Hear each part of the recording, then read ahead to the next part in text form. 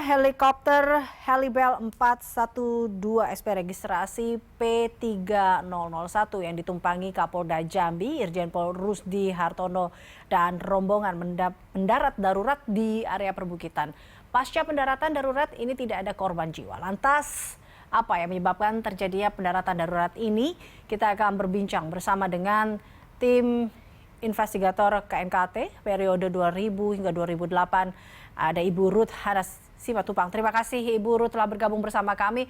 Ibu Ruth, kalau menurut Anda atau sejauh ini apa analisa sementara Anda dari data yang Anda dapatkan dan juga kita melihat tentunya dari tayangan-tayangan atau rekaman-rekaman yang muncul di televisi. Anda melihat apa mungkin analisa terjadinya mendarat darurat ini? Waduh, Mbak, saya tersanjung sekali kalau dibilang bagaimana analisa saya ya. Saya tidak menguasai seluruhnya mengenai proses mekanis. Jadi yang bisa kami sampaikan adalah bagaimana pandangan proses investigasi dari awal sampai pada hari ini. Ya, di mana berdasarkan pengalaman yang pernah saya ikuti, kalau dalam kecelakaan pesawat-pesawat terutama yang helikopter memang agak lebih sulit karena memang keahlian khusus akan dibutuhkan untuk kecelakaan helikopter. Helikopter ini termasuk pesawat yang sangat kompleks, di mana untuk mengemudikannya saja dia harus memerlukan keahlian yang lebih dibandingkan dengan yang fixed wing. Kemudian dalam catatan-catatan kami, faktor cuaca dalam kecelakaan helikopter ini memang memegang peran penting, tetapi dia bukan satu-satunya yang menyebabkan kecelakaan. Jadi faktor lain dan yang paling besar untuk kecelakaan helikopter itu adalah pilot error dan maintenance. Nah, ini yang dua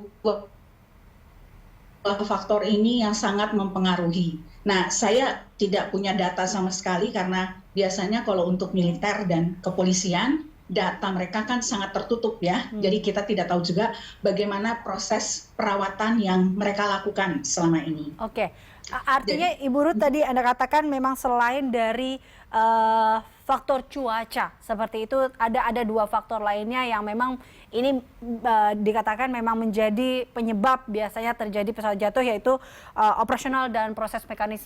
Seperti itu ya, Ibu Ruth?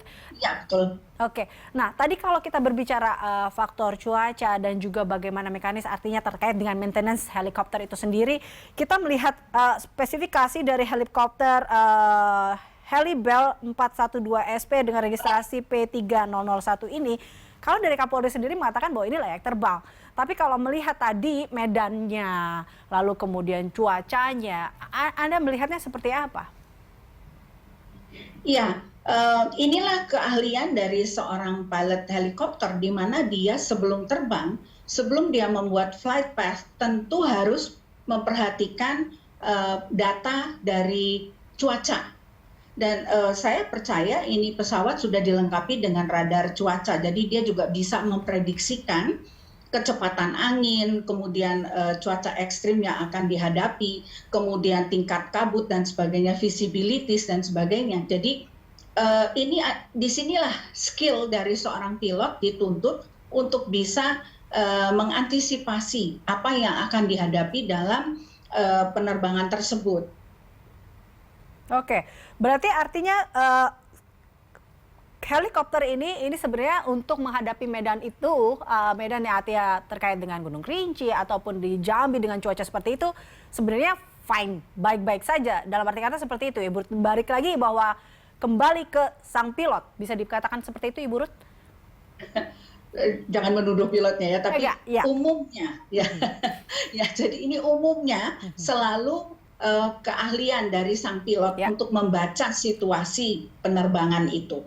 Disitulah dia bisa memutuskan dengan cepat atau tidak gitu. Betul. Apa yang harus dia lakukan.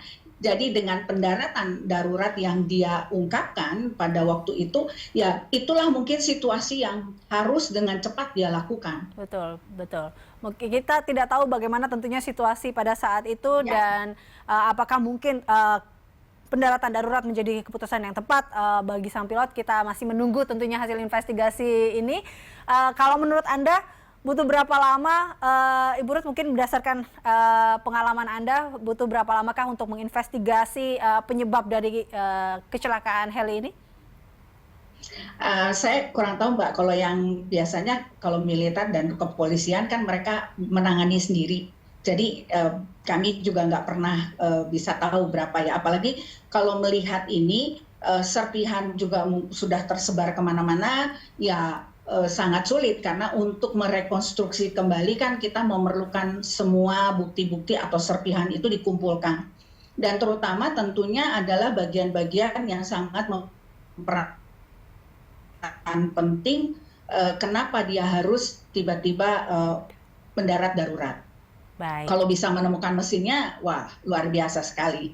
Oke, baik. Kita akan tunggu tentunya hasil dari ini. Terima kasih Ibu Ruth telah bergabung bersama kami. Pemirsa, demikian perbincangan kita bersama dengan tim investigator KNKT periode 2000-2008, Ruth Hana.